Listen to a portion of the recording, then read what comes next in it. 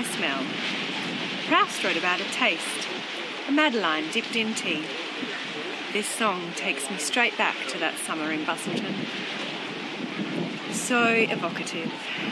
The brain takes in these sensations and then outputs a vivid memory. It's addictive, like a drug.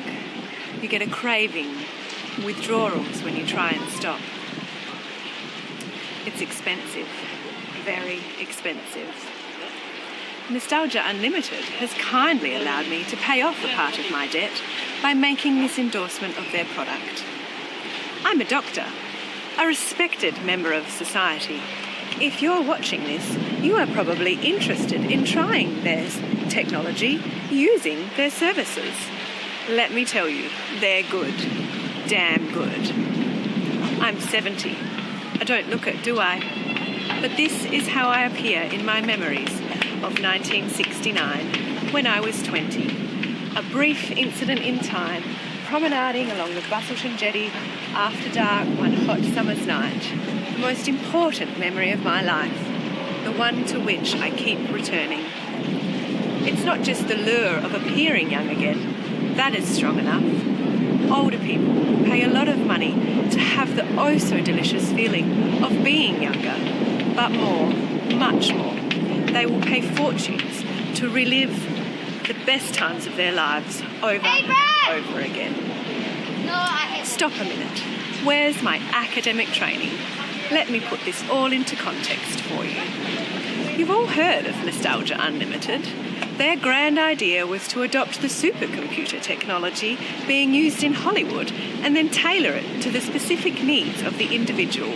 Make a short, personal film. They found that with some research, well, quite a lot of research actually, that they could reproduce with amazing detail and fidelity an incident from your life. It could be done in a film studio or using a virtual reality headset. It all started in Hollywood when some actor died towards the end of filming. They couldn't afford to hire a new actor and shoot the whole film over again, so they decided to use CGI, computer-generated images, to portray him in the final scenes. They had enough pictures and recordings that they could use artificial intelligence to simulate him, just like the dinosaurs in Jurassic Park. But the technology isn't what's important.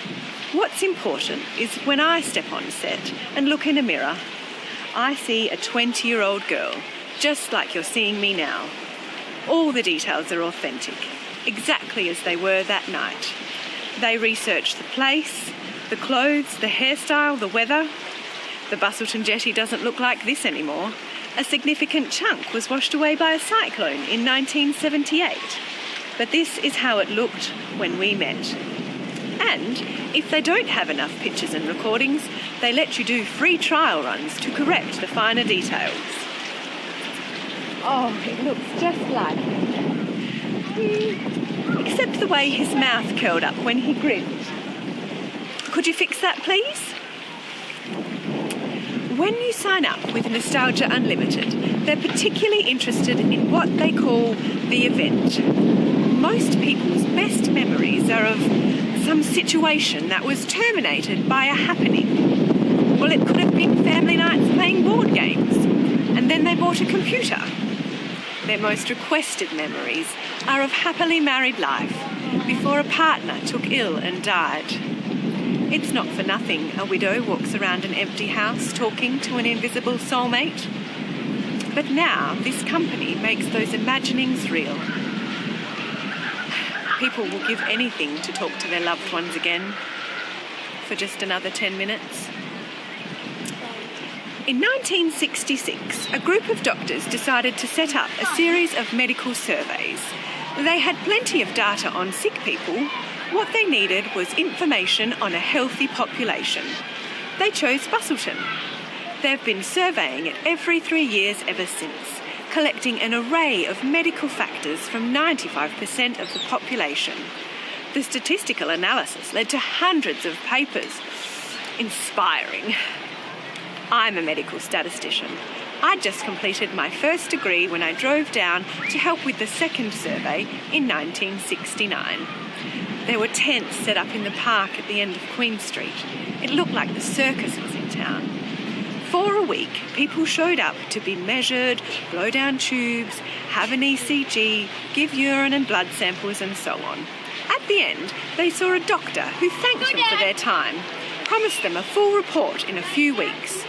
Except they never had enough doctors. So they asked me to fill in for an hour, told me to make people feel good. They wanted them back at the next survey.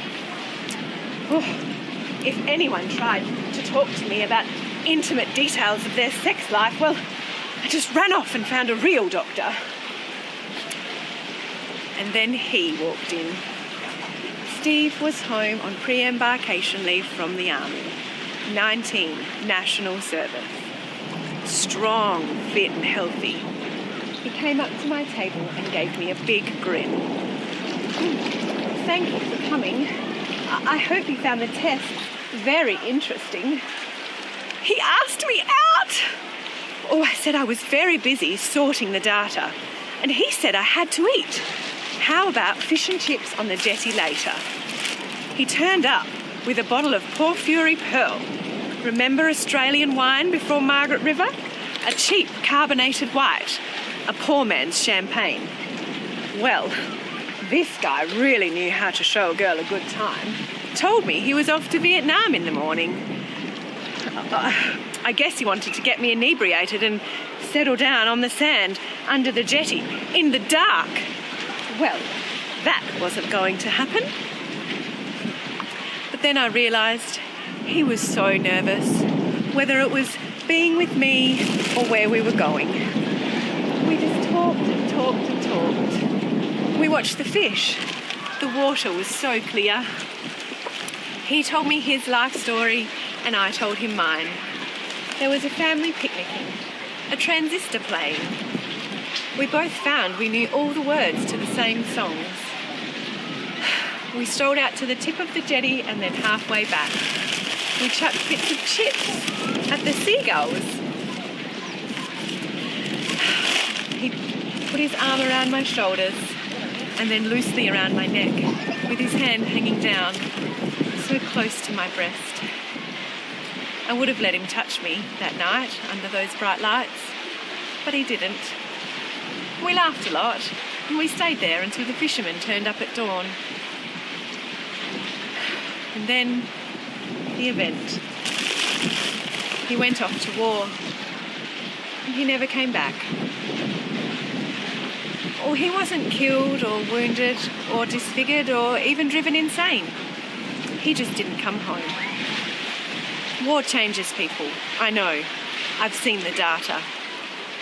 We wrote to each other, as promised, but the letters would turn up at irregular intervals and some just didn't arrive. I heard on the news that the wharfies were refusing to load ammunition and supplies, and the posties were refusing to handle mail to and from Vietnam. Instead of attacking the government that set up this catastrophic war, they were stabbing their diggers in the back. The TV news showed a sign in a tent at Nui Dat that read, "Punch a postie on return to Australia." So I waited by my letterbox, and when the postie arrived, I blocked his path and asked if he had anything for me, emphasised, "From Vietnam?" He just shrugged and gave me a stupid grin. So I hit him as hard as I could. "That's from Steve."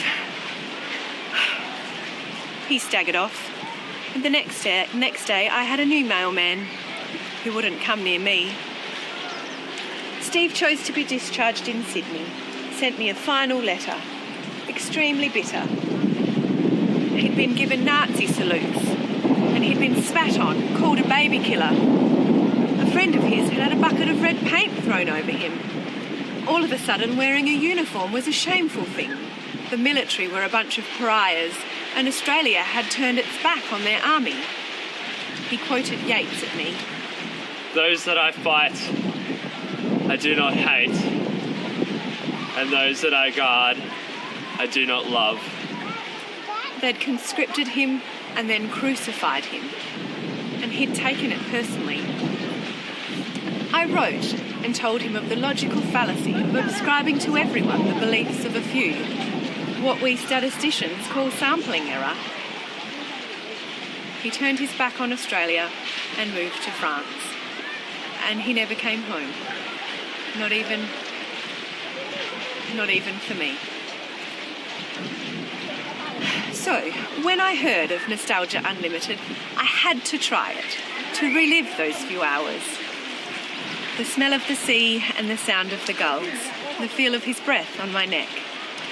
I scripted some of the things we said and relived that memory over and over again. It's addictive. Extremely addictive. I've had a good life. I'm well off. Well, I was. I'm running short of money now. So I'm making this presentation to tell you just how good their technology is. To use a word of the young people of today, it's awesome. But beware. Looking back is corrosive. Dwelling on the past can drag you down.